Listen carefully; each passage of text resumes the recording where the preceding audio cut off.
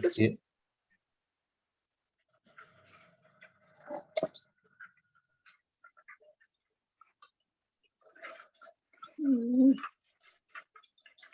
أعوذ بالله من الشيطان الرجيم بسم الله الرحمن الرحيم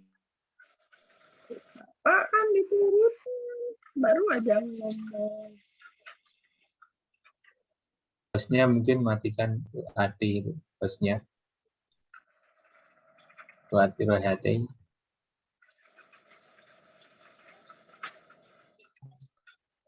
Suaranya masuk.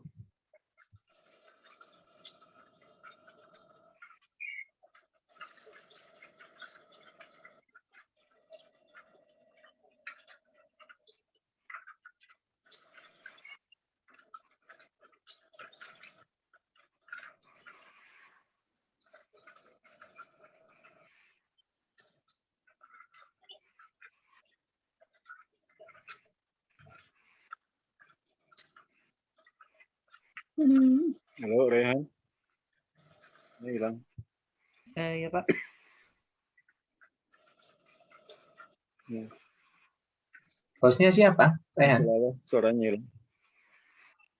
Itu UIT itu di mute mungkin itu tadi suaranya masuk terus. UIT di mute. Ya.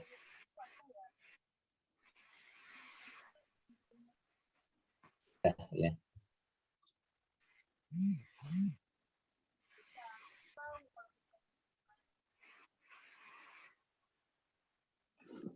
Silakan kepada Saudara Kalsani untuk melanjutkan pembacaan ayat surat Al-Qur'annya.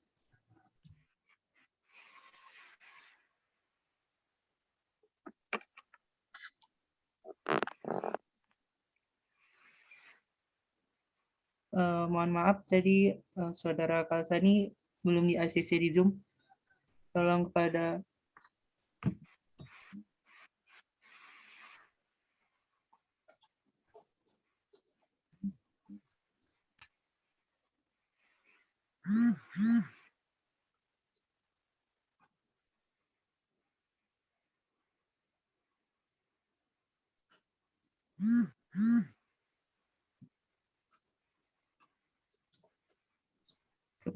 host mungkin bisa tolong di ACC Saudara Kalsani.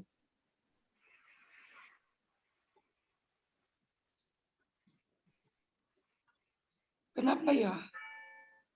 Kenapa Rayhan ada Pak? Pembaca Al-Qur'annya belum Bu di ACC. Belum bisa masuk ke Zoom. YouTube punten mungkin saya bisa dijadikan co-host juga Bu, nanti saya bantu masukkan juga. Iya benar. Jadi saya ini sih. Nah, apakah sudah Firman? Belum Bu. Oh ya udah, saya bantu. Oke. Maaf tadi Ya, makasih Bu Yoce. tadi ke belakang dulu. Silakan. Sudah ya Firman? Sudah Bu, terima kasih. Tapi di sini di waiting room masih belum ada.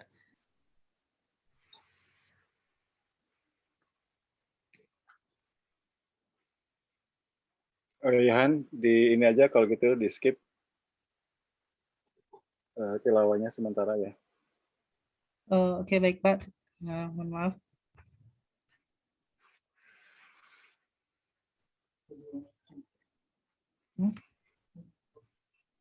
Udah masuk.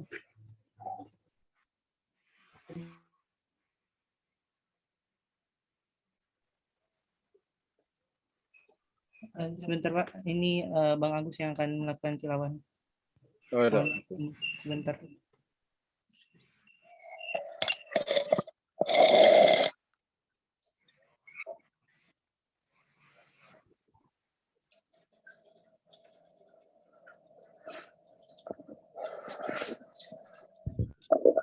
أعوذ بالله من الشيطان الرجيم بسم الله الرحمن الرحيم الحمد لله الذي أنزل على عبده الكتاب ولم يجعل له عوجا قيما لينذر بأسا شديدا من لدنه ويبشر المؤمنين الذين يعملون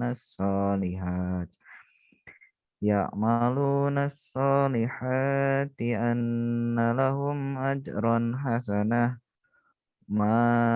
ماكثين فيه أبدا وينذر الذين قالوا اتخذ الله ولدا ما لهم به من علم ولا لآبائهم كبرت كلمة تخرج من أفواههم إن يقولون إلا كذبا فلعلك باخع نفسك على آثارهم إن لم يؤمنوا بهذا الحديث أسفا إنا جعلنا ما على الأرض زينة لها لنبلوهم أيهم أحسن عملا وإنا لجاعلون ما عليها صعيدا جرزا أم حسبت أن أصحاب الكهف والرقيم كانوا من آياتنا عجبا إذ أوى الفتية إلى الكهف فقالوا ربنا آتنا من لدنك رحمة وهيئ لنا من أمرنا رشدا صدق الله العظيم.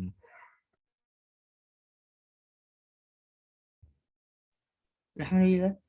Terima kasih kepada Saudara Kalsani yang sudah membacakan ayat suci Al-Quran. Semoga yang membacakan dan juga yang mendengarkan dapat berkah dari Allah Subhanahu wa Ta'ala. Baiklah jamaah sekalian, mari kita masuk ke acara inti pada malam ini, yaitu kajian dengan tema membaca tanda-tanda zaman mewaspadai bencana alam, yang akan dibawa sampaikan oleh Profesor Dr. Adi Susilo. Untuk selanjutnya, saya serahkan kepada Bapak Taufikur Rahman selaku Ketua DKM Masjid Al-Jabar, yang akan menjadi moderator pada kajian pada malam hari ini. Kepada Bapak, kami persilakan.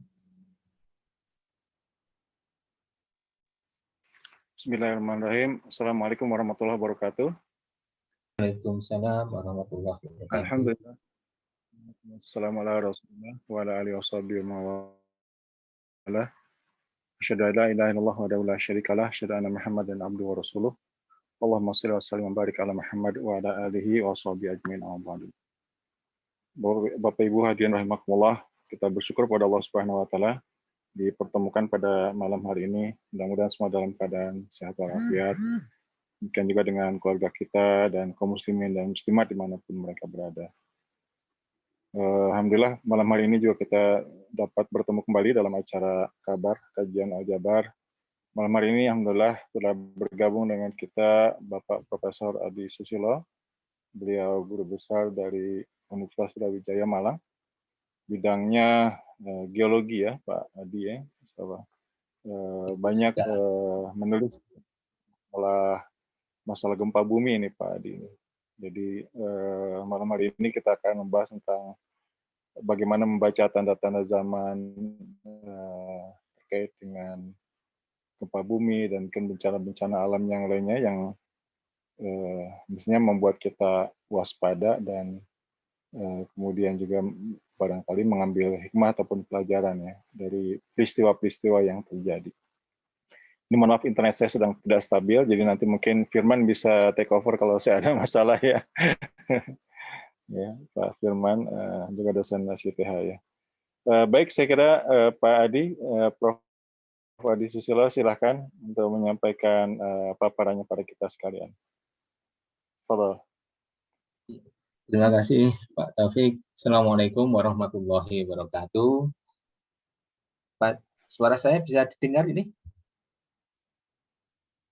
Bagus, bagus Pak. Alhamdulillah. Alhamdulillah. Alhamdulillahilladzi hadana li hada wa ma kunna linahtadiya laula an hadanallah.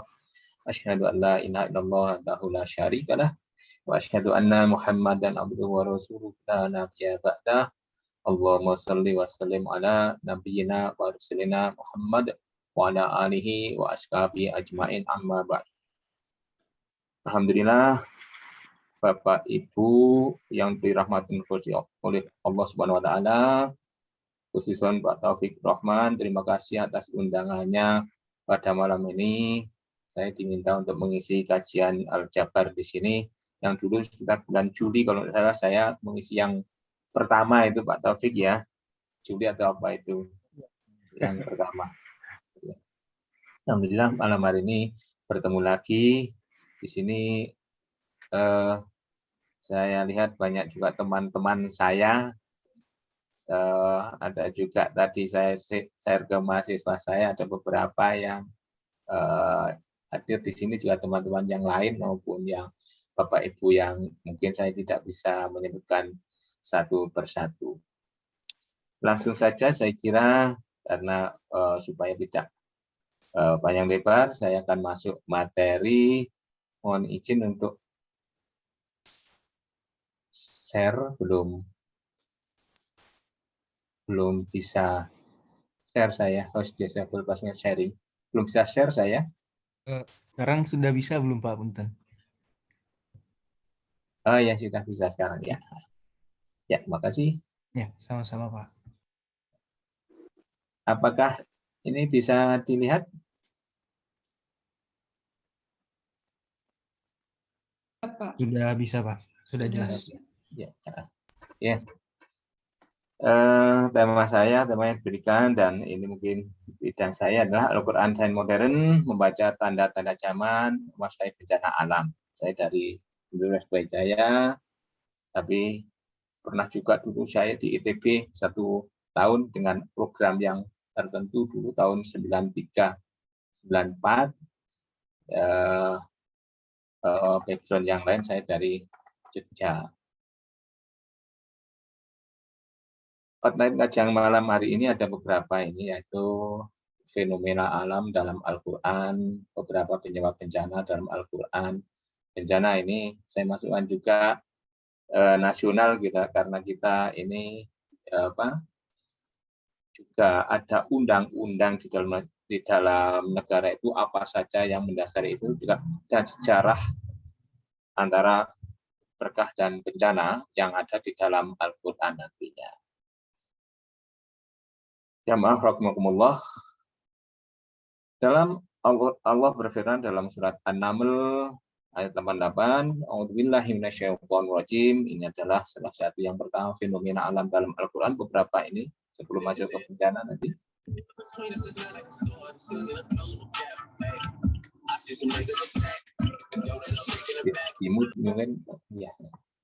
A'udzubillahi minasyaitonirrajim.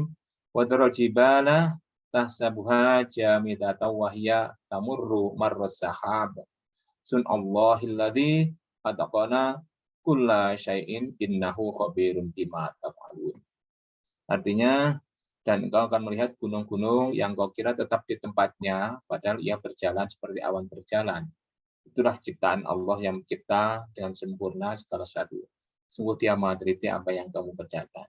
Jadi gunung-gunung yang kita lihat ini, karena kita ada pergerakan, sebetulnya kalau dalam skala manusia mungkin kecil, tapi dalam skala ukuran tahun geologi kecepatan cukup besar. Ada pergeseran ini lempeng itu yang sekitar 7-14 cm per tahun, artinya gunung-gunung pun itu juga ikut bergeser. Sebetulnya gunung itu tidak pernah di tempatnya semula.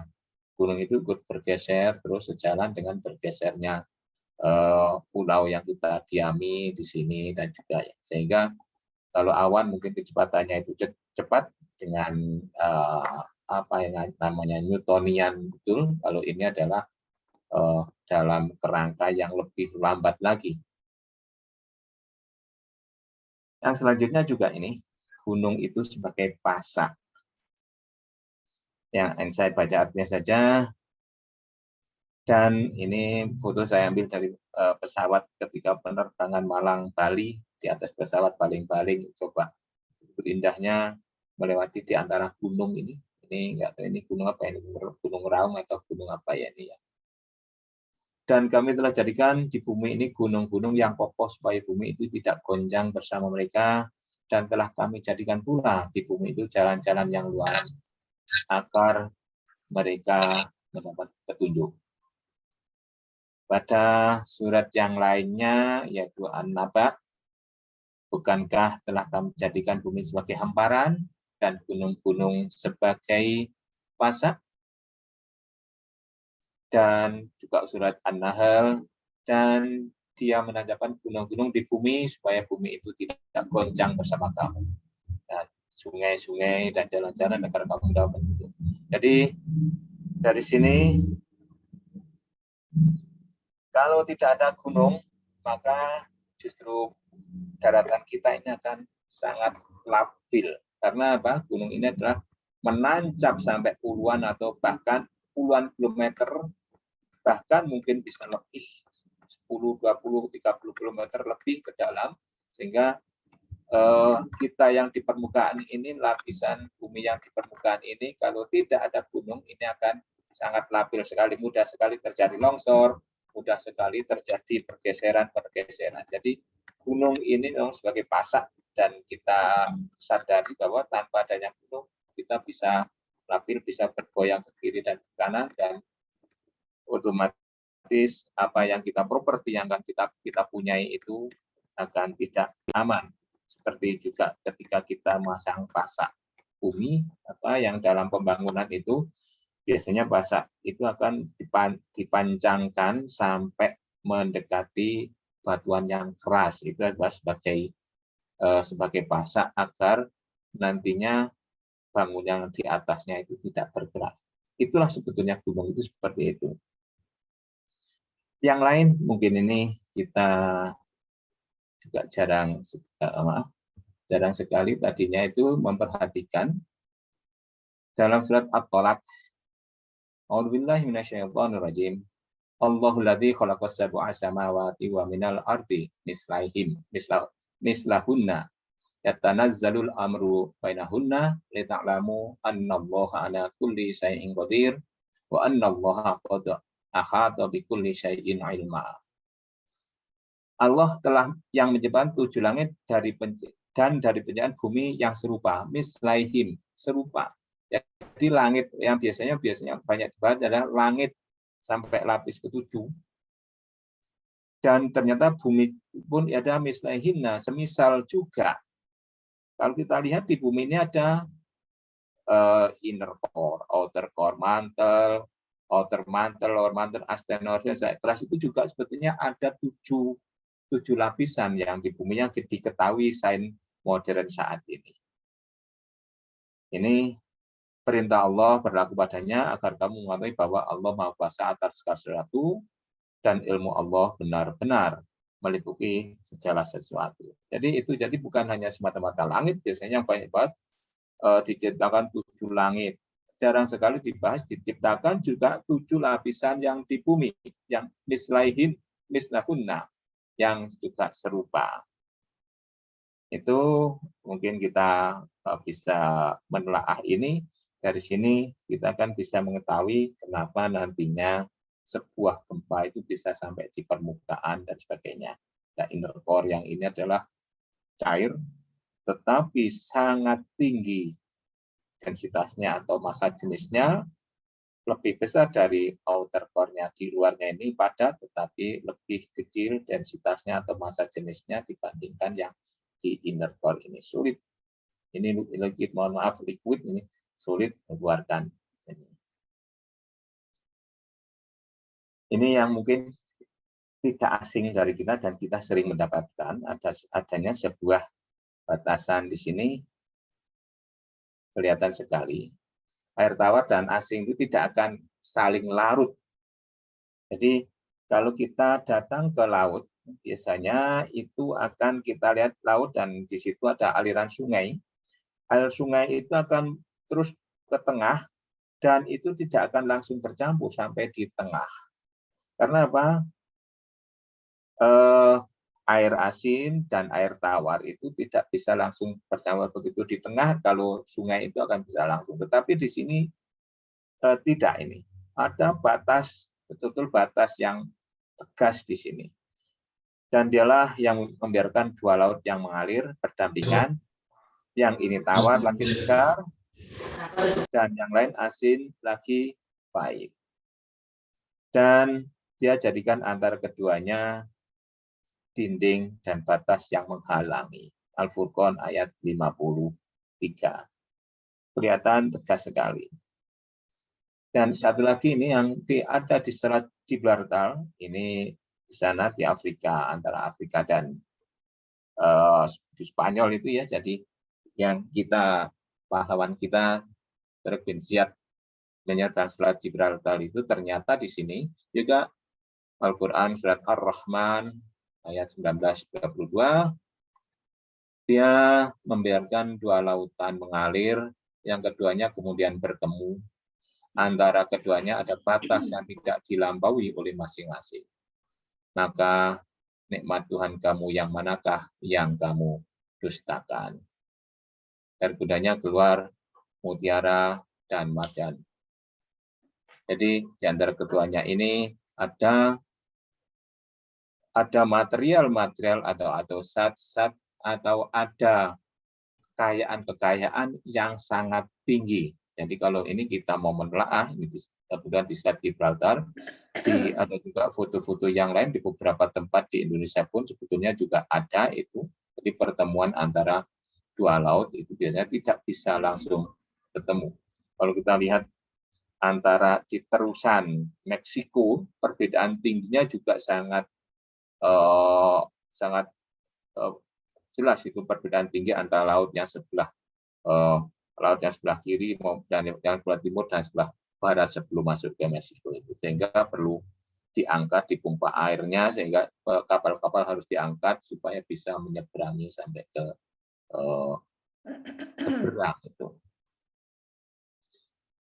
Dan yang kedua, beberapa penyebab di dalam Al-Quran, ada beberapa penyebab ya. Versi Al-Quran, mungkin jangan kalau ingin protes nanti proteslah pada Al-Quran ya. Yang pertama itu adalah ada paling tidak ada ini saya mencatat ada 6 bencana di dalam Al-Quran yang menjadi beberapa penyebab. Jadi pertama nanti memang ada juga perbuatan manusia. Ini ada banyak maksiat.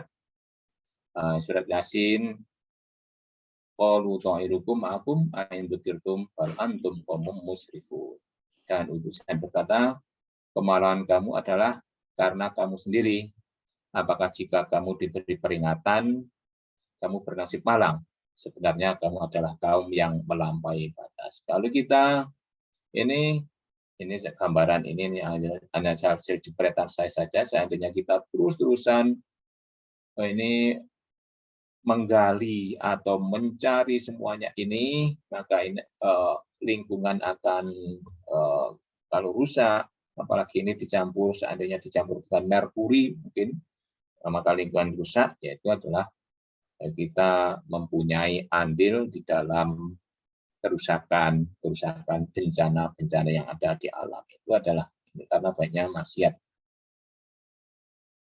Banyaknya orang yang berbuat zalim. Surat Al-Qasas 59. A'udzubillahi minasyaitonir rajim. Wa ma kana rabbuka mulkal qura hatta yab'atsa fi ummaha rasulan yatlu 'alaihim ayatina wa ma kunna muhlikil qura illa wa ahluha dzalimun. Orang zalim yang membantu dia dan yang mencintainya sama saja. Ini adalah orang zalim itu siapa? Sebetulnya bukan orangnya situ. Jadi orang-orang yang mendukung orang zalim itu sebetulnya juga sama saja. Orang yang membantunya untuk berbuat zalim itu sebetulnya orang juga. Ini juga kita kalau melihat orang zalim dan kita mendukungnya malah mengiyakannya, biar saja mereka yang berbuat zalim saya kan tidak. Itu atau kita malah mendukungnya, iya baik-baik itu juga kita sebetulnya juga membantunya. Kita juga ikut berbuat zalim. Artinya tadi itu, dan tidak adalah Tuhanmu membinasakan kota-kota sebelum dia mengutus di ibu kota itu seorang Rasul yang membacakan ayat-ayat kami kepada mereka. Dan tidak pernah pula kami menyesatkan kota-kota kecuali penduduknya dalam keadaan melakukan kezaliman. Jadi zolim, banyaknya orang berbuat zolim, maka nanti kota-kota itu bisa dibinasakan. Nanti di belakang ada yang dalam topik sendiri, nanti sejarah-sejarah yang ada itu. Ini kali ini dilakukan manusia. Ar-Rum 41, A'udzubillahi minasyaitonirrajim, Zuharal fasadu fil barri wal bahri, bima kasabat aydin nasi, lijudikahum ba'dalladzi amilu, la'allahum yarji'un. Telah nampak kerusakan di darat dan di laut disebabkan karena perbuatan tangan manusia, supaya Allah merasakan kepada mereka sebagian dari akibat perbuatan mereka, agar mereka kembali ke jalan yang benar. Apa ini? Biasanya kalau kita manusia atau sekeliling kita terjadi sesuatu, mungkin bencana longsor dan sebagainya, itu sebetulnya tidak semata-mata longsor atau banjir yang biasanya tidak pernah banjir. Mohon maaf, mungkin di sekitar kita biasanya tidak pernah tergenang dengan hujan yang volume hujan yang hujan berapa milimeternya itu sama dengan sebelumnya, tetapi sekarang kok banjir, sebelumnya padahal tidak. Itu berarti ada sesuatu kelakuan manusia yang membuat banjir itu terjadi. Ini terjadi, mohon maaf, ini saat itu kami dapat penugasan untuk meneliti di daerah landslide Ponorogo, Banaran yang tahun 2017 itu betul-betul besar longsornya. Ternyata apa? Daerah hulunya ini pepohonan, daerah atasnya pepohonan sudah dipotongi sehingga terjadilah air yang tidak bisa meresap dan terjadilah sebuah longsoran karena slopnya atau kemiringannya juga cukup tinggi. Nah, ini juga perbuatan manusia sebetulnya awalnya. Akhirnya yang di sini itu tidak bisa, airnya tidak bisa meresap atau menggerus sehingga terjadi erosi sedikit demi sedikit, akhirnya terjadi longsor yang sangat besar sekali di daerah Ponorogo ini pada tahun 2017 yang lalu, sangat tinggi sekali. Nah, ini ada lagi banyak tokoh yang berbuat zalim. Orang-orang yang terkenal, orang-orang yang mempunyai pengaruh, bisa wartawan, bisa ulama, bisa umarok dan sebagainya, itu berbuat zalim. Malah sengaja berbuat zalim, sengaja untuk menyesatkan masyarakat. Sengaja mungkin dalam pemberitaan itu bukan memberitakan yang sesungguhnya benar, tapi justru memberitakan untuk membuat fitnah dan sebagainya. Maka tidak heran bencana-bencana itu akan terus terjadi karena ini beberapa contoh.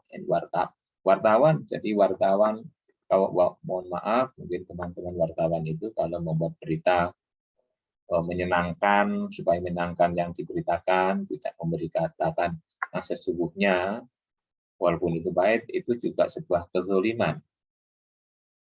A'udzubillahi minasyaitonirrajim. Wa idza aradna an nuhlika qaryatan amarna mutrafiha fa fasaqu fiha fa haqqa 'alaihal qawlu wa tammarnaha tadmira. Dan jika kami hendak memindahkan suatu negeri, maka kami perintahkan kepada orang-orang yang hidup mewah di negeri itu. Hidup mewah itu bisa jadi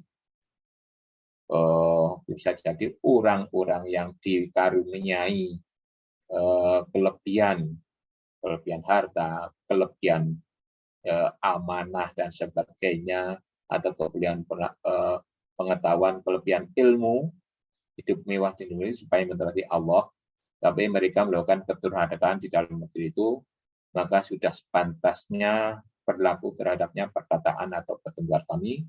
Kemudian kami hancurkan negeri itu sehancur-hancurnya.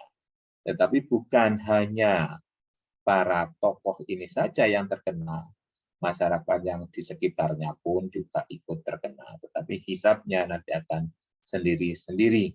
Nah, ini betapa beratnya kita sebagai tokoh mungkin kita akademisi itu sebetulnya juga tokoh karena tidak semuanya bisa menjadi akademisi. Maka bagaimana kita bisa khairun nas anfa'uhum linnas. Menjadi sebaik-baik manusia adalah manusia yang banyak manfaatnya bagi manusia yang lainnya.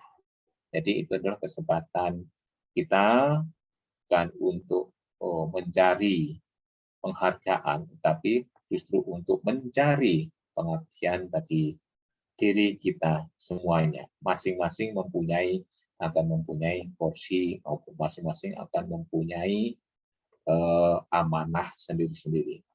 Jadi bukan orang diberi amanah tertentu. Ya resmi saja yang mempunyai tugas. Semuanya akan mempunyai amanah.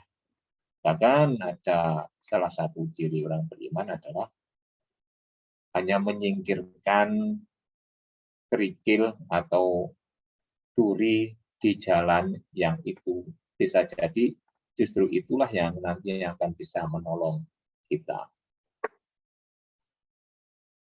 Ini kalau yang tadi itu orang tokoh, ini orang soleh. Orang soleh masa bawah dengan keadaan sekitar. Wattaqu fitnatalla wattaqu fitnatalla tusibannalladzina dzalamu minkum khassah wa'lamu annallaha syadidul iqab. Dan peliharalah dirimu daripada siksaan yang tidak khusus menimpa orang-orang yang zalim saja di antara kamu, dan ketahuilah bahwa Allah Maha keras siksanya. Jadi orang soleh yang dari sekitar kita itu tidak diam saja ketika ada suatu kemungkaran. Bisa jadi karena tidak berani. Bisa jadi kalau nanti mengingatkan akan terjadi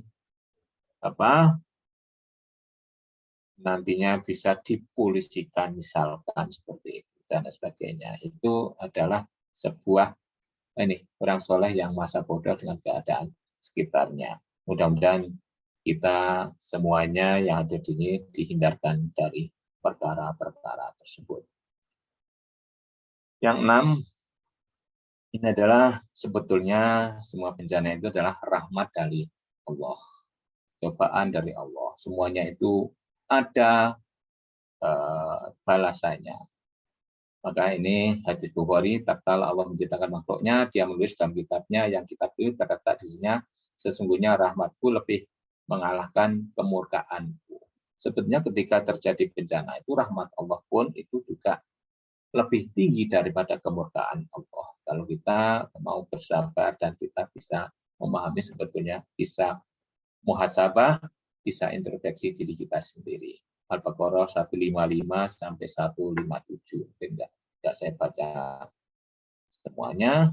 Sesungguhnya dan sungguh akan kami berikan cobaan kepadamu dengan sedikit ketakutan, kelaparan, kekurangan harta, jiwa dan buah-buahan, dan berikanlah berita gembira kepada orang-orang yang sabar, yaitu ini. Jadi rahmat Allah itu justru lebih tinggi ketika terjadi apapun kepada kita manusia. Yang ketiga, kita tidak bisa melepaskan dari kondisi yang telah dibuat oleh negara kita, yaitu dalam Undang-Undang Nomor 20 tahun 2007, itu menurut undang-undang itu adalah tentang penanggulangan bencana adalah peristiwa atau rangkaian peristiwa yang mengancam dan mengganggu kehidupan masyarakat yang disebabkan baik oleh faktor alam dan atau faktor non-alam maupun faktor manusia sehingga mengakibatkan timbulnya korban jiwa manusia, kerusakan lingkungan, kerugian harta benda dan dampak.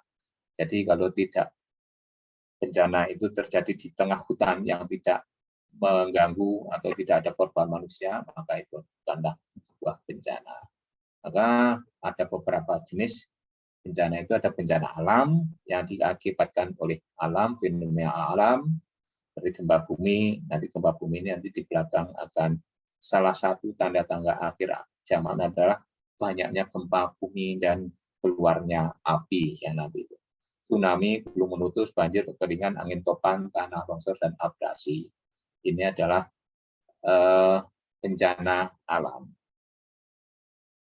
Bencana non-alam ini bisa jadi bencana akibat peristiwa yang non-alam, kegagalan teknologi, kegagalan modernisasi, epidemi, wabah penyakit, dan sebagainya.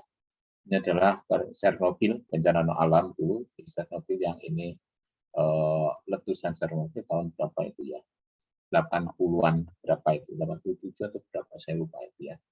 Itu adalah kegagalan teknologi ini, atau kegagalan modernisasi, mungkin wabah penyakit, dan penyakit ini adalah termasuk bencana non-alam. Ada juga sebetulnya terminologi bencana. Bencana itu bisa beda dengan bencana alam maupun bencana non-alam.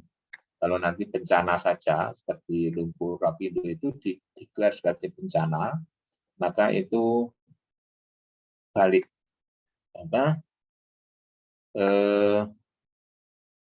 dibalikannya atau digantinya itu bisa lebih tinggi. Tapi kalau bencana alam, penggantian dari pemerintah itu sangat terbatas. Kalau nggak salah dulu 30 jutaan. Tapi kalau non alam bisa 2, 3 atau bahkan 4 kali lipat dari harga yang biasa, seperti yang terjadi di lumpur Sidoarjo itu dideklarnya kan bencana saja oleh presiden kita SBY saat itu.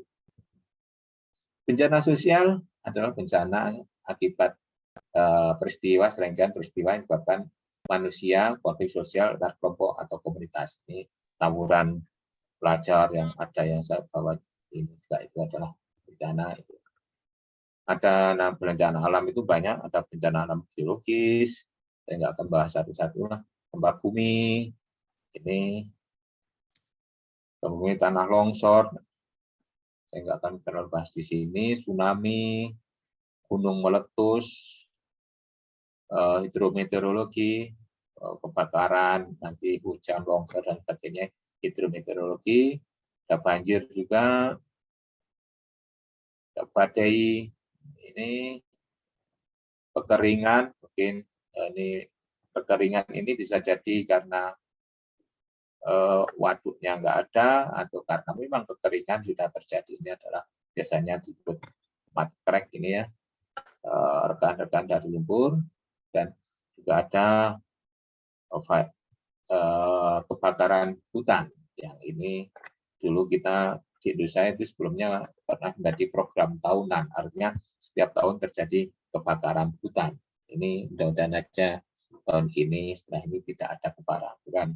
Kalau ada kebakaran hutan akan menjadi sebuah presiden tidak baik, karena jika terjadi di Sumatera atau Kalimantan, karena kita ada pemerintah merencanakan sesuatu yang penting di Kalimantan tersebut.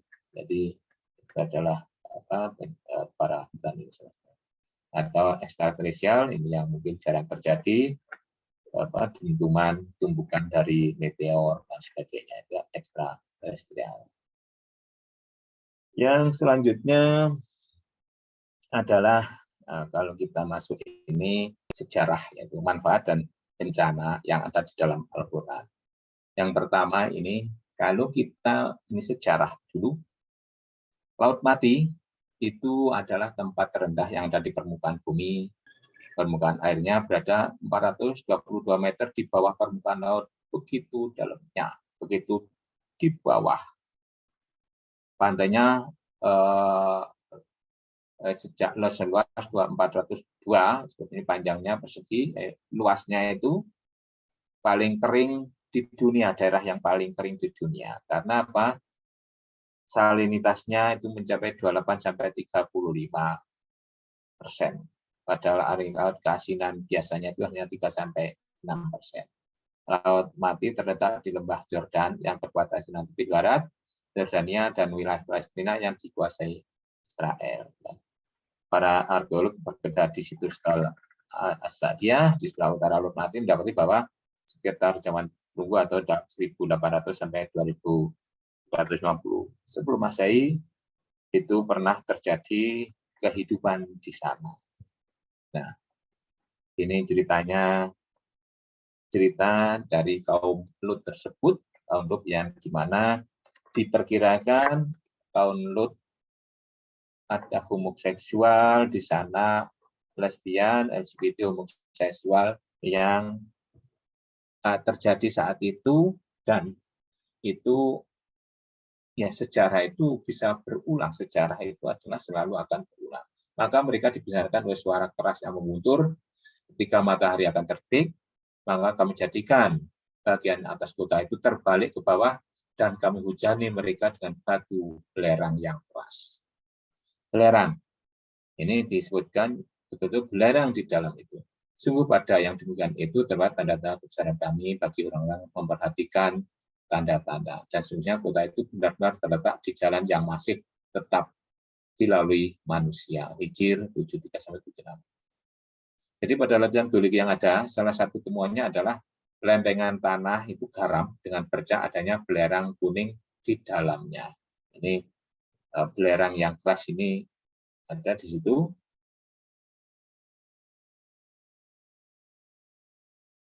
Batu belerang ini ada, jadi bercak belerang yang kuning ini, temuan seperti ini berjalan di sana, termasuk bongkahan-bongkahan belerang sebesar ibu jari. Belerang itu bercampur dengan tanah seperti semen ya, napal dari pegunungan sisi barat dan laut, dan ditemukan sepanjang pantai di sebelah timur, jaraknya 4-5 mil dari bongkahan belerang. Jadi belerangnya juga memang ada di situ. Nah, secara geologi ternyata kota Kaum Sodom berada di dekat sesar ini, patahan sesar itu patahan geser yang mengusahakan antara lempeng Arab dan Afrika. Dari ini lempeng Arab dan lempeng Arab sebelah ini, Afrika itu ini. Nah, sesar geser ini banyak membentuk lipatan-lipatan batuan yang bisa menjebak gas dan minyak bumi di bawah permukaannya. Saat lempeng bergerak akan tergesar dan dirasakan sebagai gempa di permukaannya. Ada beberapa teori itu, sehingga ketika gempa itu dibaliklah tanah tersebut di daerah sana. Itu secara saintifik, tetapi Allah lah yang maha tahu. Tetapi betul-betul terjadi di situ. Nanti akan ada yang di itu ya. Ini sekarang kita masuk ke berkahnya. Apa sebetulnya berkah yang ada di alam itu? Walaupun itu tadinya sebetulnya dianggap sebagai bencana, ternyata surat Arthur itu adalah wal bahril masjur, dan laut yang di dalam tanahnya ada api. Ini sebetulnya adalah ada gunung. Anak Krakatau itu ada di Selat Sunda, ada gunung api yang lain, di selatan juga ini ada lain, dan banyak lagi gunung api yang ada di laut. Karena gunung api sebetulnya itu tidak pandang bulu, mau di laut, mau di daratan. Kalau memang zona lemah, ya akan keluar. Kebetulan saja banyak yang tidak.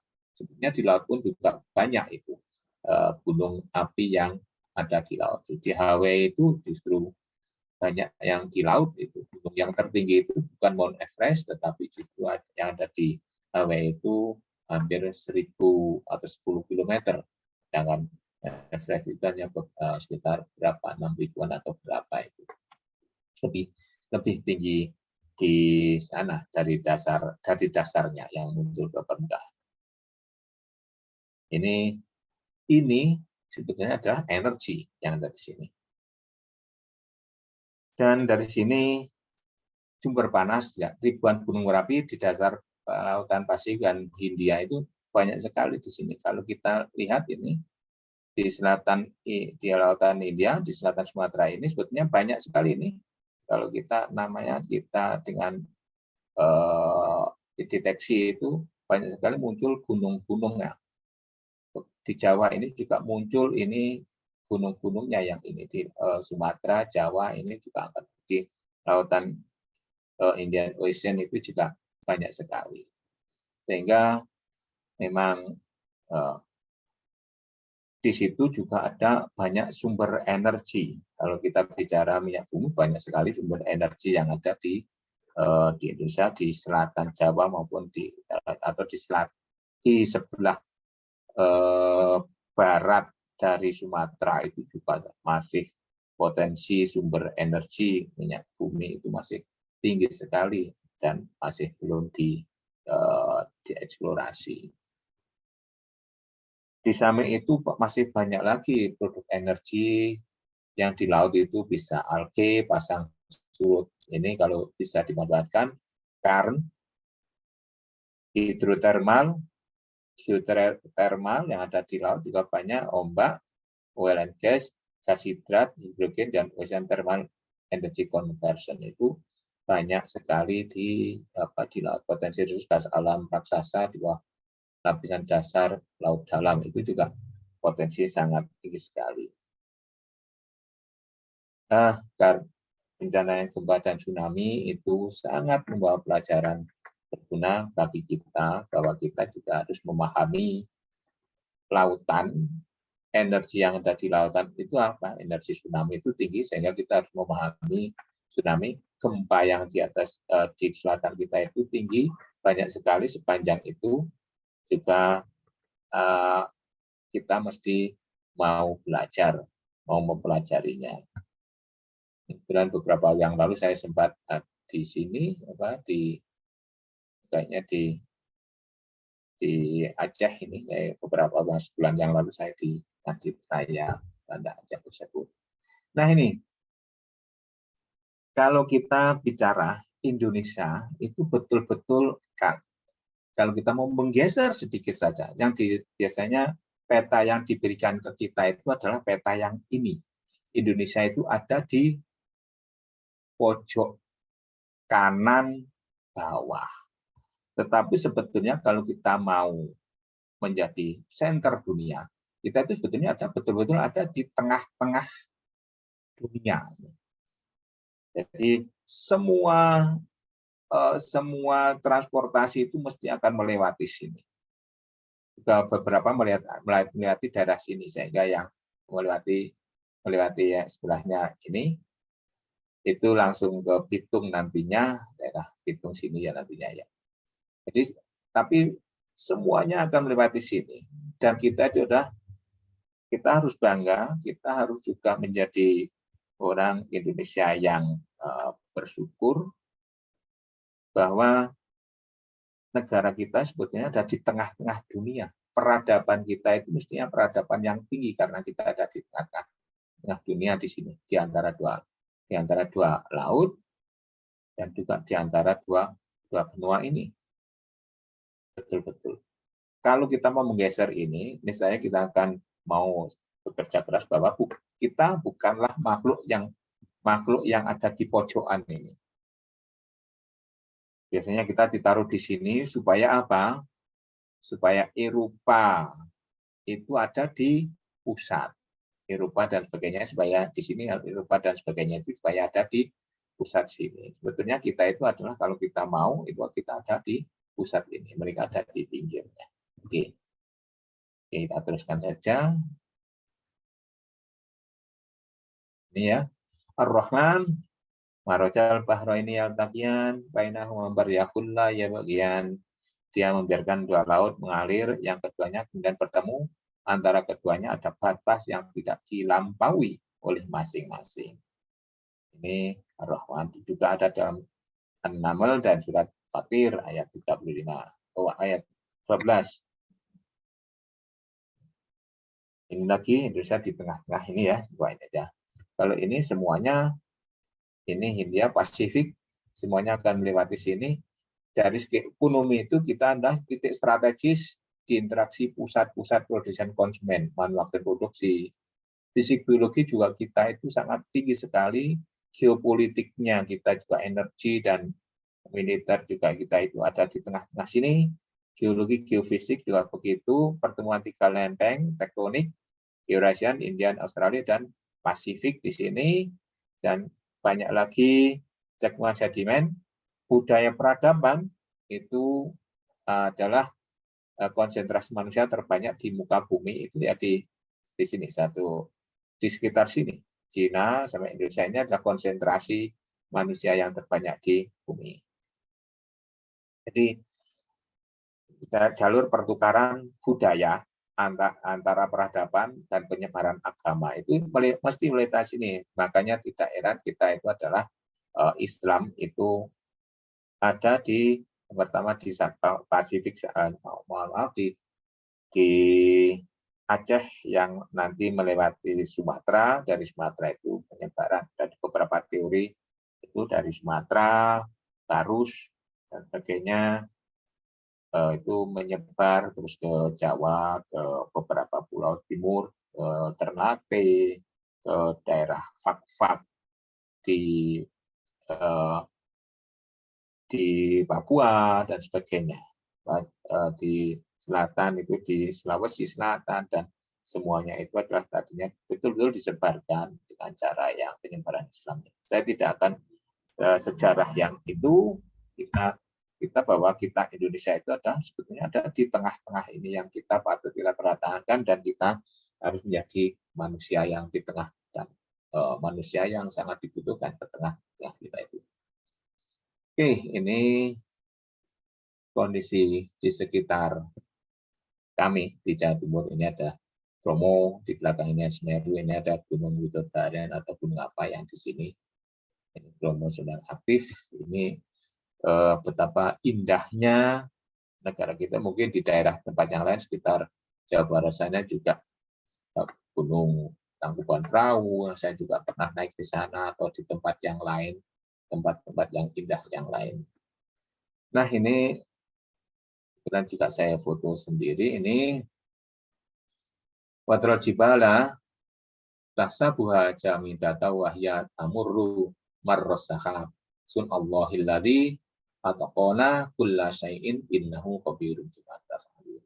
Dan kamu lihat gunung-gunung itu yang kamu sangat tetap di tempatnya, padahal ini yang tadi itu, padahal dia berjalan sebagai jalannya awan. Begitulah perbuatan Allah yang membuat dengan kokoh tiap-tiap sesuatu.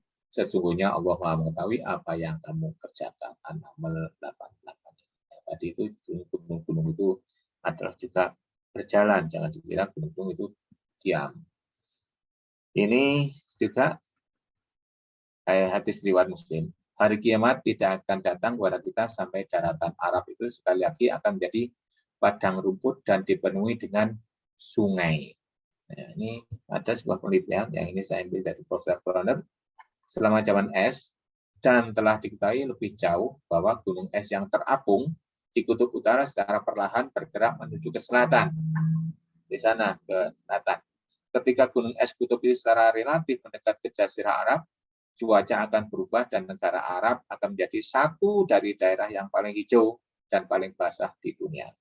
Saya bertanya kepadanya, apakah Arab itu akan menjadi daratan yang dipenuhi dengan kebun buah-buahan dan sungai? Dia menjawab, ya hal itu adalah fakta ilmiah. Dari fakta ilmiah yang pergeseran atau pergerakan es yang dari selatan ke utara, dan sekarang beberapa waktu yang lalu telah terjadi juga hujan es di sekitar daerah Arab sana, Saudi Arabia, sehingga sudah mulailah ini, memang sudah, saya kira ini sudah mulai mendekati ini, kita ada di dekatnya itu. Ini juga begitu, tambang di bumi, dan Allah berfirman, dan dialah yang menguntungkan lautan untukmu agar kamu dapat memakan daging yang segar ikan darinya, dan dari lautan itu kamu mengeluarkan perhiasan yang kamu pakai. Itu banyak sekali mungkin kita dapatkan. Allah berfirman, dan tidak sama antara dua lautan, yang ini tawar, segar, sedap diminum, dan yang lain asin lagi baik. Dan dari tiap-tiap lautan itu kamu dapat memakan daging yang segar dan kamu dapat mengeluarkan perhiasan yang kamu pakai. Ini adalah salah satu, ini saya bersama seorang waktu itu diminta oleh polisi untuk menjadi saksi ahli adanya illegal mining, miner ya, ke daerah timur, daerah sana Mangan, tambang Mangan itu dulunya daerah tersebut juga laut memang. Mangan itu adanya asalnya di dasar laut, dan itu sudah ada di sini, diminta untuk menjadi saksi, dan itu betul-betul ternyata belakangan tahu kondisi yang sebetulnya berbahaya, karena kesananya dengan satu senjata pistol, satu penyidik, satu reserse, dan satu komandan serta saya berempat itu yang untuk menyidik dan menangkap istrinya, misalnya itu. Ini apa? mangan dan posisinya dari situ langsung melaporkan ke komandannya di Surabaya saat itu, karena tertangkap di Surabaya akan ekspor, berkas-berkasnya tidak lengkap sehingga tertahan di Tanjung Perak. Eksplorasi dan eksploitasi di bumi yang tadi itu karena telah nampak di darat dunia, juga di dalam surat Al-Qasas, dan carilah apa yang telah dianugerahkan Allah kepadamu, kebahagiaan yang di negeri akhirat, dan janganlah kamu melupakan bahagianmu dari kenikmatan dunia. Dan berbuat baiklah kepada orang lain, sebagaimana Allah telah berbuat baik kepadamu, dan janganlah kamu berbuat kerusakan di muka bumi. Sesungguhnya Allah tidak menyukai orang-orang yang berbuat kerusakan. Ini eksplorasi mangan dalam hal membicarakan inkar minor ini ya, jadi di pedalaman timur, diajak ke pengetahuan saya dengan komandannya ini dan ini dengan penyidik. Ini juga eksplorasi untuk logam dan batu mulia di daerah dekat saya sana ini. Ini kita kembali ini ke 10 tanda-tanda kiamat yang banyak dituliskan di dalam hadis menurut ajaran Islam. Seseurutannya ini saya nggak akan bahas, nanti akan di sini aja.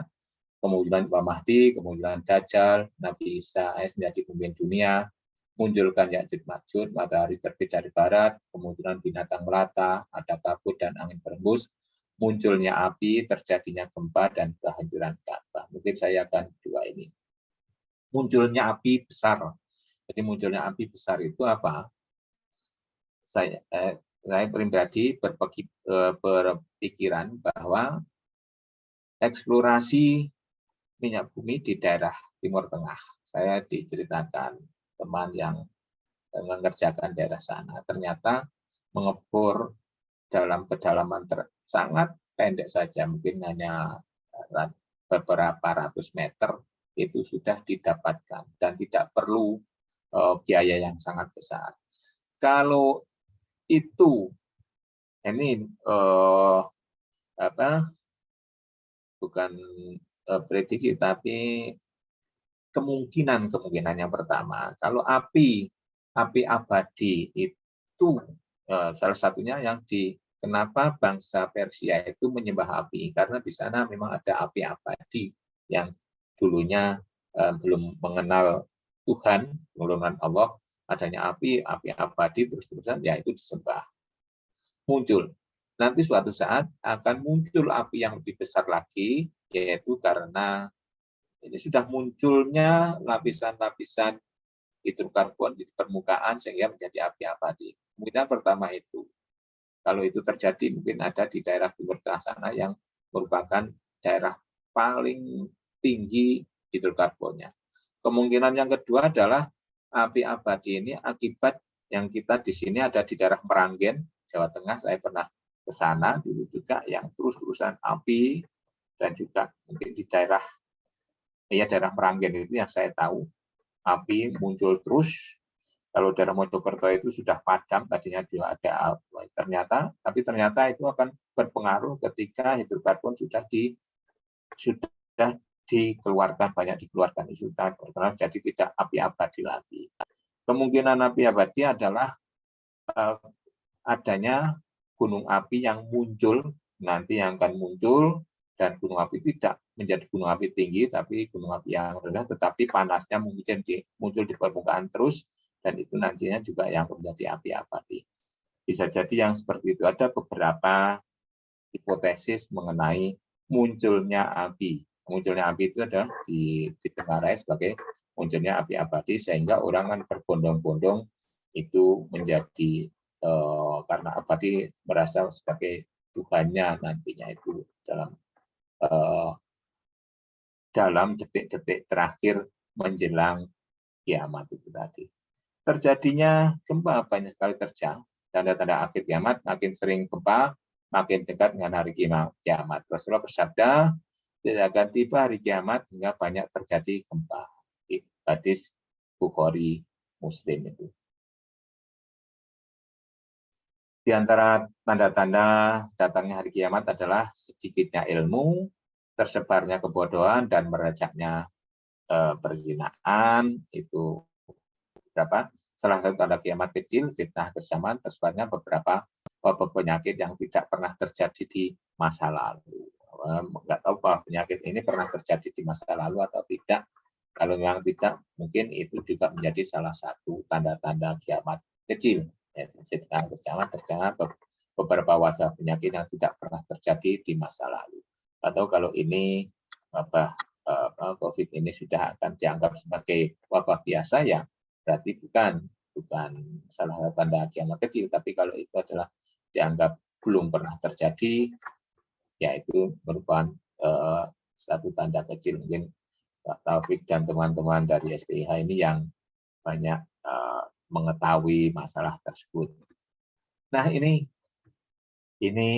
yang tadi itu. Kota Pompei ini ya, ada I-nya 2 mestinya ini. Tragedi Pompei akibat letusan Gunung Vesuvius, Kota Pompei pada 79 Masehi. Setelah ini ternyata di tempat ini terjadilah manusia-manusia yang terkubur oleh letusan Gunung Vesuvius. Panas di situ, dulunya kalau menurut sejarah atau menurut hasil dari arkeologi, di situ sebuah kota yang sangat maju sekali. Kota modern saat itu. Aliran air sudah modern dan sebagainya. Tetapi apa? Ternyata di situ dari sisa-sisa yang oleh Allah memang ditunjukkan pada kita supaya kita itu berpikir dan kita belajar, ternyata adanya homoseksual dari CT scan dan DNA. CT itu apa ya? Saya nggak tahu CT itu. DNA dan DNA-nya ini dari sini. CT apa itu, Pak Taufik ya? Carbon tracing mungkin, Pak. Carbon tracing ya. Oh iya, carbon tracing dan DNA itu keduanya adalah lelaki. Ini lelaki sama-sama. Jadi terjadi hubungan antar lelaki. Ini juga pelajaran sejarah lagi yang terulang dari sejarahnya kaum Lut sebelumnya. Kaum Nabi Lut itu yang homoseksual, dibalik ini pun di Vesuvius itu juga di sana homoseksual maupun sesama jenis itu ditutup dengan Vesuvius ini gunung api. Sebetulnya tidak terlalu aktif, tetapi saat-saat menjelang ini itu di sejarahnya mulai aktif dan menyemburkan abu vulkanik yang panas. Ini karena asiknya dengan kegiatan tersebut, mereka sendiri tidak menyadari atau membiarkan adanya letusan gunung Vesuvius tersebut sehingga terkubur oleh abu vulkanik panas. Tapi qudratullah ini menjadi pelajaran manusia selanjutnya, bentuk-bentuknya masih tetap tidak hancur, tidak menjadi abu, dan ini menjadi seperti semen yang masih ada. Inilah pelajaran bagi kita semuanya. Ternyata kita tidak usah bahwa homoseksual berbahaya dan sebagainya. Kita belajar dari sejarah ini, sejarah yang ada di Al-Quran, dan sejarah modern pun juga begitu. Ini sangat berbahaya sekali. Gempa dan tsunami, karena itu mereka ditemukan gempa, maka jadilah mereka mayat-mayat yang berkelimbangan di tempat mereka. Gempa dan juga adanya gunung api. Karena gempa itu akibatnya bukan hanya dari tektonik, dari vulkanik pun, dari gunung api pun juga bisa menimbulkan gempa. Gunung vulkanik itu di samping gempa juga bisa menyebabkan erupsi panas dan sebagainya itu. Ini yang dulu, mungkin ini tulisan saya yang ramai lagi karena terjadi gempa yang mulai besar di daerah Jawa Timur ya. Saya kira ini ini kita harus tingkatkan kapasitas masyarakat dan lembaga untuk di dalam kebencanaan, dalam bencana itu. Ini tulisan saya diminta di majalah Tangguh BPD.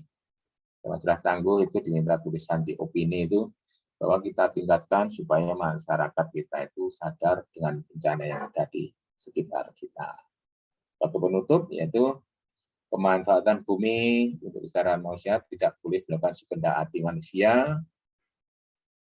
Fatwa Majelis Ulama Indonesia MUI bersama Kementerian Lingkungan Hidup dalam upaya merubah perilaku dan meningkatkan kesadaran umat muslim sebagai potensi terbesar bangsa atas pentingnya perlindungan dan pengelolaan lingkungan hidup dalam pemanfaatan sumber daya alam harus sesuai dengan kaidah syariah. Surat Ar-Rum tadi itu, menambah kerusakan di darat dan laut yang disebabkan karena kerusakan manusia. Saya kira, oh iya ini kita sebentar lagi memasuki bulan Ramadan. Saya ingat tahun yang lalu di Jawa Timur ini kebetulan saya di Jawa Timur dulu memang tanggal 11 April itu 2 hari menjelang berpuasa, 3 hari menjelang Ramadan. Gempa besar, kerusakan besar. Selama Ramadan tidak ada gempa. Persis 5 atau 1 minggu setelah Ramadan, pada hari Idul Fitri, pada saat itu saya ingat saya di Jogja itu, terjadi gempa besar lagi di daerah selatan. Artinya apa? Ini coba kami meneliti bukan berdasarkan bulan Syamsiah, bulan itu ya, Januari Februari, tetapi Muharram, Safar, Rabiul Awal, Rabiul Akhir, Jumadil Awal, Jumadil Akhir, Rajab, Syaban, Ramadan, Syawal, Dzulqa'dah. Ternyata apa? Pada bulan Ramadan ini mempunyai 5 ke atas ini ya, yang mempunyai kayaknya ini 5 ke atas distribusi kejadian yang paling kecil di antara bulan-bulan yang lain. Tapi menjelang Syawal, Dzulqa'dah, Dzulhijjah ini naik dan turun lagi di Muharram, turun Syawal dan sebagainya ini. Di Ramadan ini kecilnya ini ada hanya dulu berpikiran saat itu setiap Ramadan seringkali diutarakan pintu-pintu ketika masuk bulan Ramadan maka syaitan diberbelenggu, pintu-pintu surga dibuka dan pintu-pintu neraka ditutup. Ya, saya mengartikan bahwa berarti ini bencana-bencana itu mulai dikurangi di bulan Ramadan, dan setelah bulan Ramadan berlangsung maka terbuka lagi bencana-bencana itu. Nah, mudah-mudahan aja kita masih bisa sampai di bulan Ramadan. Allahumma barik fi Rajab wa sa'bana wa balikna Ramadan, sampai mendapatkan bulan Ramadan nantinya. Saya kira itu dari saya. Ini masih ada liquid Nabi Lut, ya ini tadi di sana terjadi kemungkinan ada infeksi, maka putusan kami datang, kami juga dibalikkan negeri kaum Lut, dan kami hujani mereka berdiri dengan batu dari tanah yang terbakar, dan kami hujani mereka dengan hujan batu, maka sangat buruklah hujan yang ditimpakan pada orang-orang yang diberi peringatan itu, tetapi tidak mengindahkan. Sejak geologi tidak ditemukan adanya gunung api di sana, tetapi kenapa ada belerang, dan dijumpai juga belerang di sana.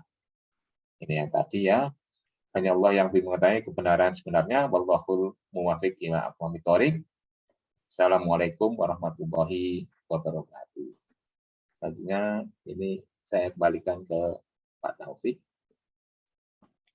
Waalaikumsalam. Jazakallahu khairan katsira Prof. Adi Susilo yang telah memaparkan pada kita tentang berbagai fenomena di alam ya, dari berapi, dari laut gitu ya. Bahwa di dasar laut juga ada gunung berapi ya. Ada fan ya yang juga menyemburkan panas dan senyawa kimia sehingga makhluk hidup bisa hidup di situ walaupun tidak ada matahari sampai ke dasarnya. Jadi Prof. Adi juga menceritakan tentang bagaimana bencana alam itu terjadi dan juga dikaitkan dengan azab yang diturunkan oleh Allah Subhanahu wa taala kepada sekelompok kaum dari kaum Nabi Lut misalnya ya, yang di Sodom dan Gomora itu yang mereka melakukan homoseksual ya, dan kemudian bumi dibalik ditimpakan kepada penduduk kaum dulu tersebut. Saya ingat Pak Adi nih ada waktu itu ada sebuah fenomena, sebuah kejadian ya saya lupa Jawa Tengah atau Jawa Timur ya. Jadi ada satu kampung yang terjadi longsor dan kemudian ada yang mengkaitkan longsornya itu dan menutup satu kampung itu ya, banyak yang meninggal. Jumlahnya berapa tahun berapa. Kemudian yang menjadi menarik bagi saya adalah ungkapan seorang ahli geologi gitu ya. Karena ketika orang mengkaitkan antara perilaku dari masyarakat di kampung itu yang katanya suka melakukan kemaksiatan ya, ini nggak ada hubungannya dengan kemaksiatan, nggak ada perilaku manusia gitu. Longsor aja fenomena geologi. Ini yakin banget gitu ya. Gimana Pak Adi? Ya gitu ya, tergantung kita mencari pelajaran di balik itu bagaimana. Ya sah saja mereka ya gempa, bagaimana gempa itu ada hubungan dengan manusia. Kalau itu energinya mau dilepaskan ya sudah lepas ya boleh-boleh saja. Tetapi kita sebagai orang Islam yang ada Al-Quran yang di situ juga ada guidance. Bahkan yang tadi itu salah satu tanda-tanda kiamat adalah banyaknya gempa bumi. Kita meyakini bahwa terus terjadinya gempa bumi itu bukan semata-mata kejadian alam, tetapi bukan semata-mata proses alam, tetapi itu juga campur tangan Allah itu jelas ada, itu campur tangan Allah dengan ada sesuai dengan yang ayat Al-Quran dan juga dari hadis-hadis itu saja. Kalau yang longsor dan sebagainya itu ya jelas ada tanggung jawab masyarakat itu. Longsor kalau di atasnya mungkin itu tidak ada penebangan atau airnya tidak sampai yang tadi itu sudah masuk ke ayat Ar-Rum 41, Ar-Rum 41 fil bari wal bahri bima aitinasi dijadiqahum ba'dalladzi amilun alakum ya sampai yarjiun atau apa yang tadi itu. Jadi masuk ke ayat itu nampak perusahaan di muka bumi yang disebabkan oleh ulah tangan manusia itu tadi. Tetap ulah tangan manusianya maksiat, mungkin ahli maksiatnya gimana? Maksiat bisa tidak hanya satu kelompok maksiat. Menebangi hujan secara masif itu sebetulnya kan juga sebuah perbuatan maksiat. Jadi tidak semata-mata misalkan maksiat yang zina atau homoseksual dan sebagainya, tetapi banyak maksiat yang bisa dikaitkan gitu. Ada fasad lah, perbuatan yang fasad yang merusak tadi itu. Mungkin itu Pak Taufik, atau mungkin ada dari yang lain yang menambahkan mungkin.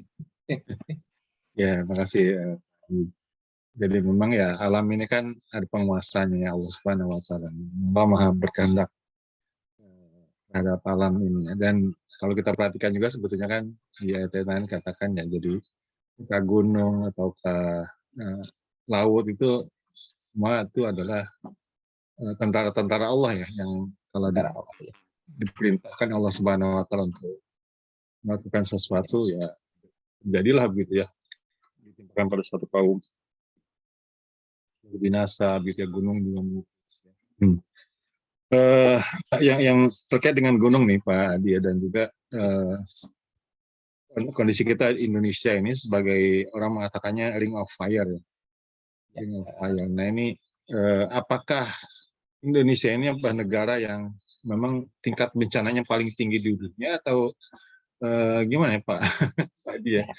Sehingga kita kalau di rating gitu ya, tingkat bencana yang terjadi di dunia ini, Indonesia itu ranking berapa Pak Adi? Yang paling lengkap. Paling lengkap semuanya ada. Jadi mulai longsor, banjir itu program tahunan biasanya itu. Tiap tahun ada di satu tempat itu. Jadi mengatakan program tahunan itu longsor, banjir setiap musim hujan. Gunung api yang kita paling banyak gunung api kita itu juga. Ya kita juga daerah-daerah gempa juga iya, Yang nggak ada itu adalah hanya es saja. Jadi hampir semuanya itu ada. Apakah itu paling banyak di dunia? Sebetulnya bisa dikatakan ya paling banyak di dunia karena juga kesadaran masyarakatnya yang mungkin perlu ditingkatkan sehingga hal-hal yang kecil bisa menjadi, tetapi juga paling banyak mendatangkan keindahan. Jadi apakah gunung meletus itu sesuatu yang terus menakutkan? Bisa jadi enggak. Bromo meletus itu banyak juga turis yang datang walaupun tidak sampai ke Bromonya juga justru menikmati meletusnya Bromo misalkan. Tetapi kalau seperti kemarin Semeru meletus itu mungkin akan lain lagi karena manusianya sudah hidup di daerah yang garis merah atau dalam radius merah yang sebetulnya tidak boleh didiami sehingga terjadilah sebuah bencana yang seperti itu. Itu sebenarnya di balik bencana itu ada berkah. Kalau kita bersyukur di balik bencana Gunung Semeru meletus, tetapi pasirnya itu adalah pasir paling bagus di Indonesia itu. Kandungan mahasiswa saya meneliti di daerah sana. Tadinya mau meneliti pasir besinya saja. Ternyata ini saya suruh diam tadi, titaniumnya sangat tinggi ketika dilabkan. Ini ada hasilnya sudah dipublikasikan juga. Titaniumnya sangat tinggi itu. Wah ini saya khawatir kalau sudah begini nanti banyak yang akan datang dan menjadi sebuah konflik lagi. Dulu pernah terjadi konflik dan pembunuhan yang kemudian pernah dulu ada yang dengar namanya Salim Kancil itu yang terbunuh di sana, itu adalah mahasiswa yang meneliti di daerah tersebut karena aslinya daerah tersebut. Jadi itu di balik bencana itu sebetulnya keberkahan itu ada ya. Makanya tadi itu keberkahannya Allah itu sebetulnya lebih tinggi daripada kemurkaannya. Jadi ya di hadis tadi itu. Jadi itu kita akan paling tinggi paling lengkap. Kebakaran hutan itu kita juara dulu sampai ekspor ya, ekspor asap ke Malaysia, ke Singapura. Tidak hanya ekspor udara oksigen, tetapi juga ekspor asap saat itu. Ketika menerima, katanya di sekolah ketika menerima oksigen dia aja, ketika menerima asap sudah ramai kan gitu. Itu mungkin Pak Taufik. Ya, terima kasih Pak Adi. Jadi ada blessing in disguise ya. Jadi kita dikelilingi gunung-gunung berapi, tapi kemudian letusannya itu ya tadi pasirnya bernilai tinggi, kemudian juga mineral-mineralnya bisa menyuburkan gitu ya. Betul Kayak ya. Tanah yang sangat subur gitu. Betul ya. Baik, saya ingin beri kesempatan pada teman-teman yang ada di sini. Ini saya kira ada beberapa asasiar yang gabung dengan kita ya. Ada Bu Aika dari Mataram, Fatul Arif, Pak Fatul Arif. Fatul teh Solo atau Solo ya? Lupa, Semarang, lupa saya. Pak Ruli dari Jogja. Lagi banyak lah. Jadi ada teman-teman dari TB juga, ada Bu Yuce, ada Bu ya, Pak Eri, silakan. Siapa dulu? Pak Eri, biasanya Pak Eri. Assalamualaikum, Pak Topi. Salam. Silakan Pak Eri. Ya, terima kasih Pak Prof. Alhamdulillah nih pencerahannya luar biasa terkait dengan fenomena alam, Prof. Ini tadi ada beberapa penyebab ya, Prof ya, dari mulai banyaknya maksiat, kedoliman, termasuk juga itu penyebab-penyebab yang munculnya bencana ya, Prof ya. Ini nampaknya misalnya juga bencana itu dikatakanlah kayak model ya bisa merasakan semua ya dampaknya ya dari beberapa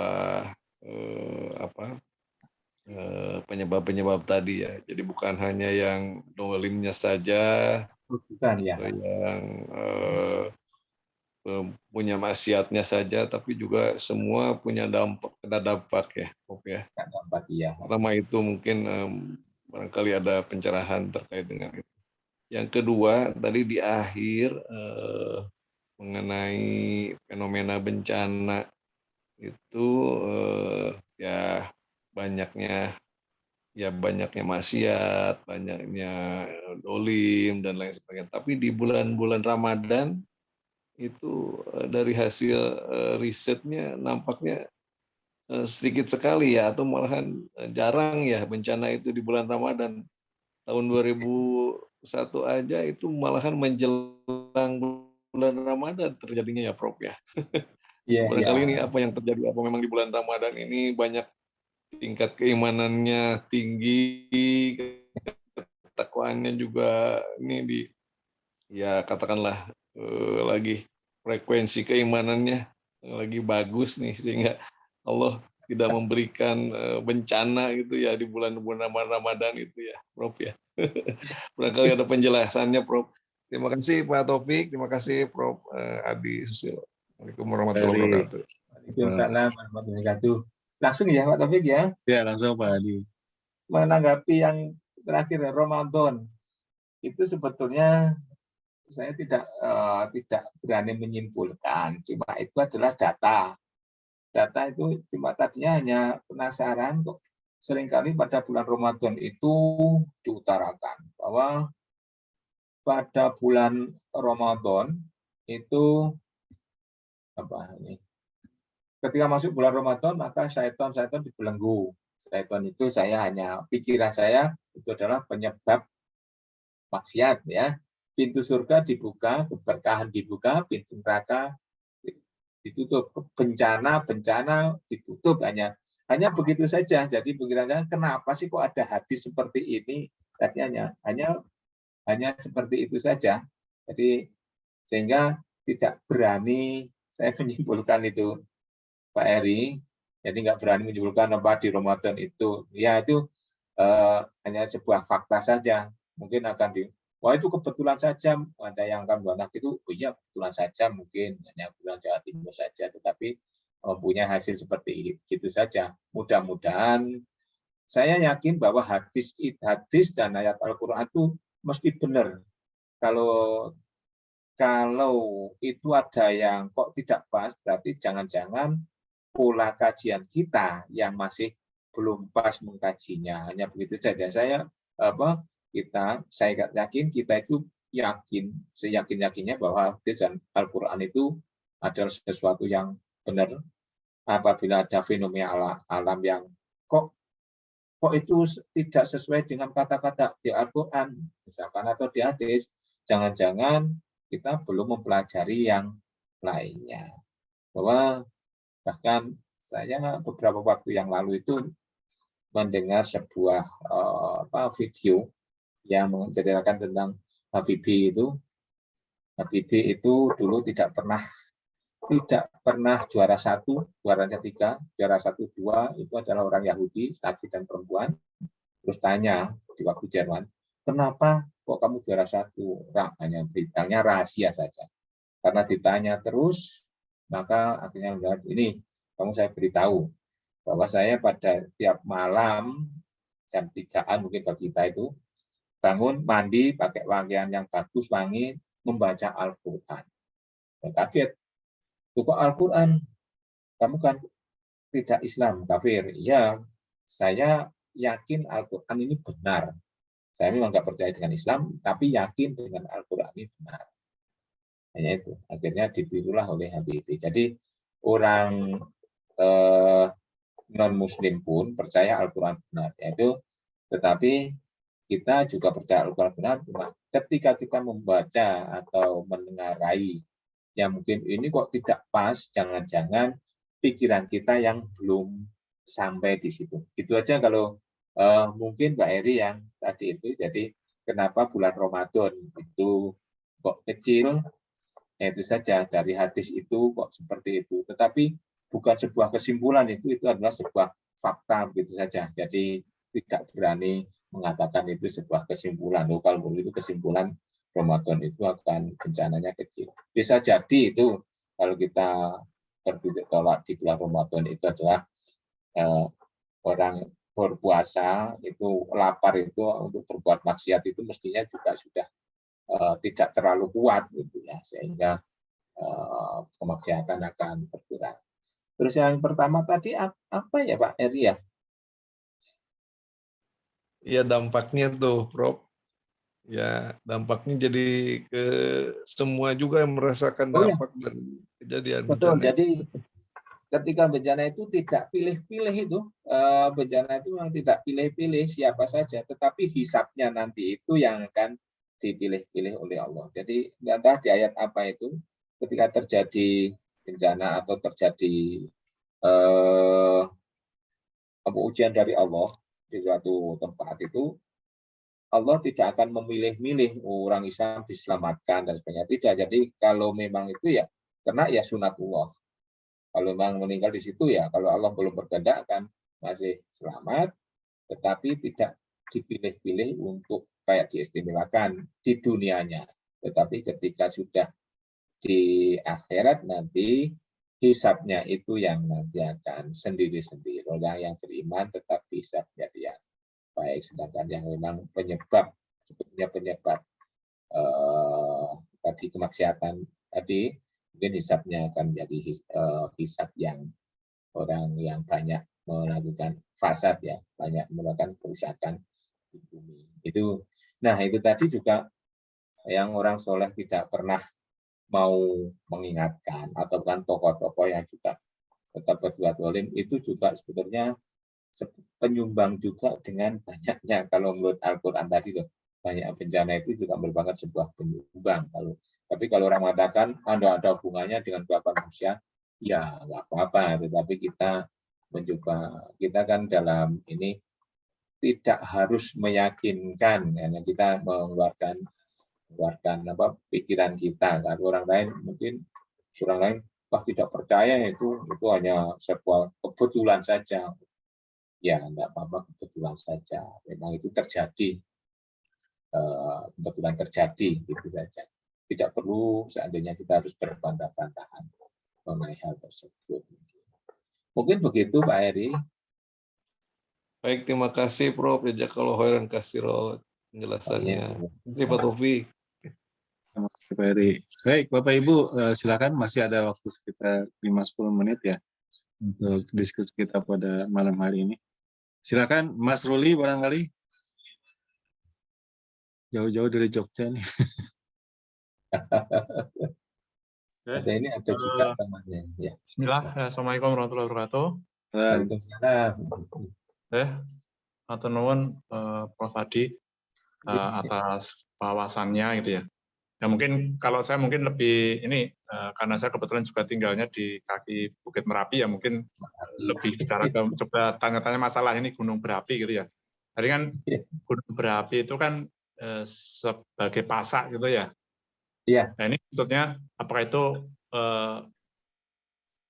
saya tuh masih bingung, soalnya kan kalau kita lihat kan gunung berapi itu malah aktif gitu ya, aktif dia secara rutin gitu ya, secara berkala pasti mengeluarkan lava gitu ya, dari magma terus dari perut bumi keluar pompa. Nah itu sebenarnya ketika mengeluarkan lava gitu ya, atau istilahnya erupsi gitu, itu apakah itu yang dimaksud menjaga kestabilan gitu ya? Apakah itu memang fungsinya seperti itu atau bagaimana itu? Sebab kalau saya dengar emang ya kalau seperti Mbah Rono itu ngomong kan Merapi nggak pernah ingkar janji itu apakah memang berarti memang ya itu fungsi gunung berapi ya secara umum itu memang seperti itu ya untuk menjaga kestabilan bumi gitu ya.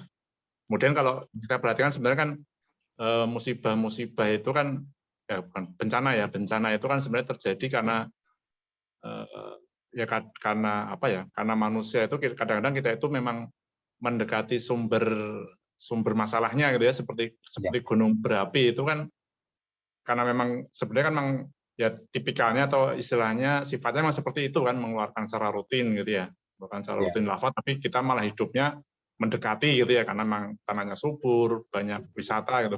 Demikian juga dengan seperti tsunami gitu, kita udah tahu ada risiko tsunami di Pantai. ya seperti misalnya pantai selatan Jawa gitu ya, tapi di situ kita tetap bangun ada bandara dan lain-lain gitu. Padahal kan yang pernah terjadi mungkin pasti nanti akan terjadi juga gitu ya. Itu. Iya. Ya mungkin seperti itu. Ya mungkin mohon ininya. Oh iya. Terima kasih Pak Rudi ya. Saya juga Jogja kok, jadi Denderesan. Orang tua. Wah. Sleman berarti kan. Iya, Sleman. Ya. Jadi itu gunung api Pasak itu adalah sebetulnya karena bumi itu sebetulnya kan berlapis-lapis begitu. Tapi ketika ada gunung api itu kan tegak begini, kayak paku begitu. Itulah sebagai yang dimaksud pasaknya itu. Karena lapisan bumi itu mesti berlapis-lapis mendatar itu ke bawah, ada yang licin, lempung misalkan akan licin. Tetapi ketika ada pasaknya yang seperti paku itu, maka itu yang licin-licin itu tidak akan bisa bergerak. Itu makanya disebutkan gunung-gunung itu adalah sebagai pasak. Sehingga karena kedalamannya bisa sampai 10 km itu kan magmanya itu pasaknya, sehingga dikatakan sebagai pasak itu. Terus yang kedua, kalau memang keluar kestabilan, ya memang keluar itu adalah menjaga kestabilan. Kalau tidak dikeluarkan malah berbahaya. Nah, ini tenaganya numpuk, maka letusannya sangat tinggi sekali. Seperti pernah terjadi gunung api yang lama tidak aktif, Sinabung katakan, atau Pinatubo di Filipina yang tahun 92 atau Pinatubo itu, sehingga di tengah Manila, daerah Manila, karena dianggap mati, gunung api mati, maka juga itu didiami di situ ternyata aktif, sehingga korbannya juga banyak, juga Sinabung. Dan Merapi itu betul memang hidup di lereng gunung itu enak, subur, tetapi ya itu tadi, kalau sudah ada petanya, mestinya peta itu dipatuhi. Tetapi ternyata kan justru di daerah yang dilarang itulah kesuburan itu tinggi. Karena baik debunya maupun dari erupsi yang lainnya itu tinggi, materialnya tinggi, bisa pasirnya yang bagus dan sebagainya. Juga di daerah pantai, kenapa tetap di pantai?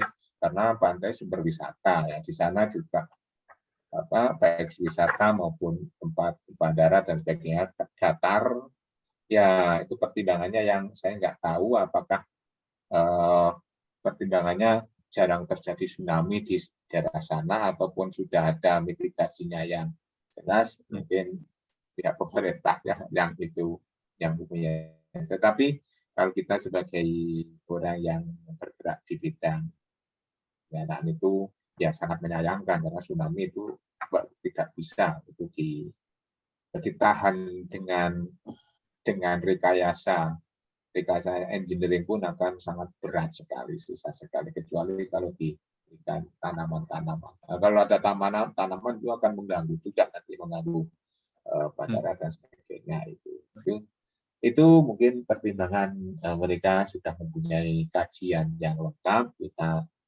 mudah-mudahan aja tidak terjadi hal-hal yang tidak diinginkan itu tadi.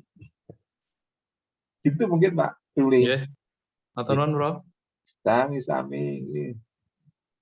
Terima kasih Pak Ruli dan Pak Adi.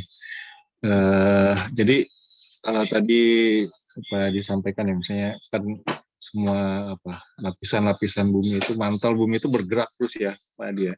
Iya ya. Bergerak. Liquid ya. Dan adanya gunung itu dia membuat seperti paku ya, sebagai paku itu tadi. Karena tegak begini akan menghalangi pergerakan lapisan-lapisannya itu. Walaupun disebutnya gunung juga berjalan gitu ya. Ya berjalan seirama dengan perjalanannya yang ditempati itu pulaunya itu juga. Ya walaupun betul ya, walaupun juga berjalan.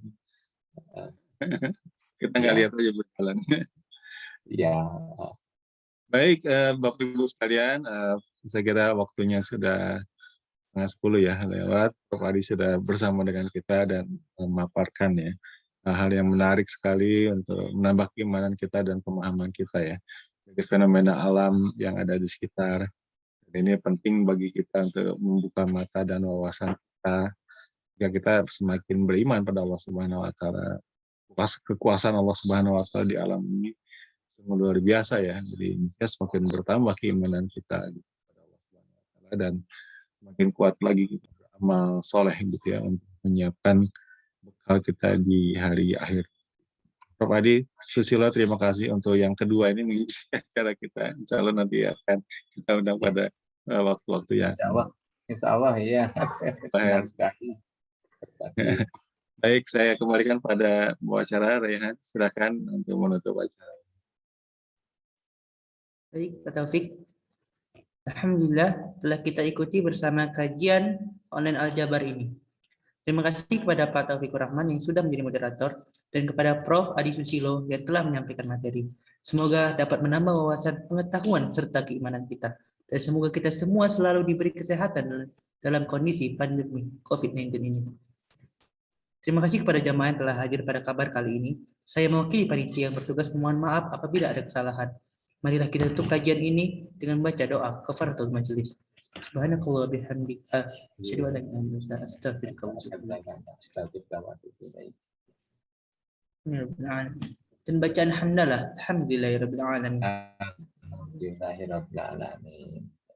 Akhirul kalam. Wassalamualaikum warahmatullahi wabarakatuh. Waalaikumsalam. Terima kasih Prof. Adi. Terima kasih semuanya.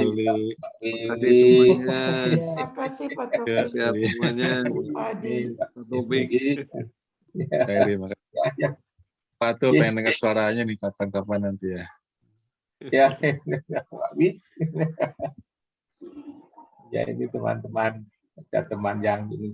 Saya mohon izin. Ya, terima kasih Bapak Adi. Assalamualaikum. Waalaikumsalam warahmatullahi wabarakatuh.